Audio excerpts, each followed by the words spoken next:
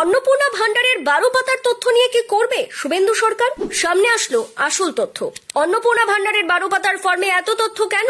সামনে এলো সরকারের পরিকল্পনা। অন্নপূর্ণা যোজনার আবেদন প্রক্রিয়া শুরু হতেই 12 পাতার আবেদনপত্র নিয়ে রাজনৈতিক মহল থেকে সাধারণ মানুষের মধ্যে জোর চর্চা শুরু হয়েছে। পরিবারের সদস্যদের আধার নম্বর, ব্যাংক অ্যাকাউন্ট, আইএফএসসি কোড সহ একাধিক ব্যক্তিগত তথ্য চাওয়া নিয়ে উঠছে নানা প্রশ্ন। এই পরিস্থিতিতে ফর্মে এত তথ্য সংগ্রহের কারণ ব্যাখ্যা করলেন নারী ও শিশু কল্যাণ মন্ত্রী অগ্নিমিত্রা পাল। সরকারি নির্দেশিকা অনুযায়ী অন্নপূর্ণা যোজনার আবেদনপত্রে আবেদনকারীর নাম, জন্ম তারিখ, আধার নম্বর, রেশন কার্ডের তথ্য, ঠিকানা এবং যোগাযোগের নম্বরের পাশাপাশি পরিবারের প্রতিটি সদস্যের নাম, পরিচয়, আধার নম্বর এবং আবেদনকারীর সঙ্গে তাদের সম্পর্কের বিবরণ দিতে হবে। এছাড়া পরিবারের সদস্যদের ব্যাংক অ্যাকাউন্ট নম্বর ও আইএফএসসি কোডও জমা দিতে বলা হয়েছে।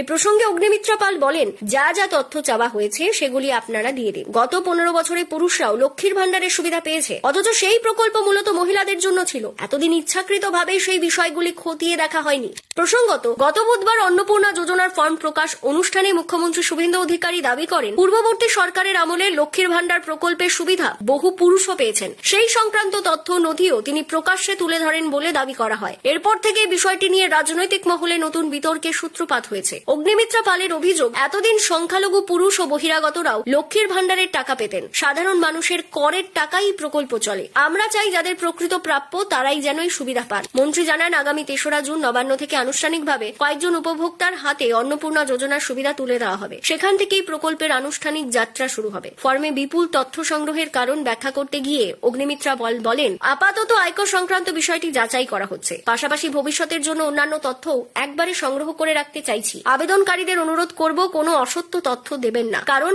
এই তথ্যের ভিত্তিতেই যাচাই প্রক্রিয়া চলবে। তিনি আরো জানান, যাদের আয়কর রিটার্ন নেই এবং প্রকৃত অর্থে আর্থিকভাবে পিছিয়ে রয়েছেন তাদেরই প্রকল্পের সুবিধা দেওয়ার লক্ষ্য সরকারের। আবেদনকারীর যোগ্যতা যাচাইয়ের ক্ষেত্রেই মূলত এই তথ্য ব্যবহার করা হবে বলে জানান মন্ত্রী। অন্নপূর্ণা যোজনাকে ঘিরে রাজনৈতিক তরজা চললেও প্রকল্পের মূল উদ্দেশ্য প্রকৃত উপভোক্তাদের চিহ্নিত করে সরকারি সহায়তা পৌঁছে দেওয়া, এমনটাই দাবি রাজ্য সরকারের।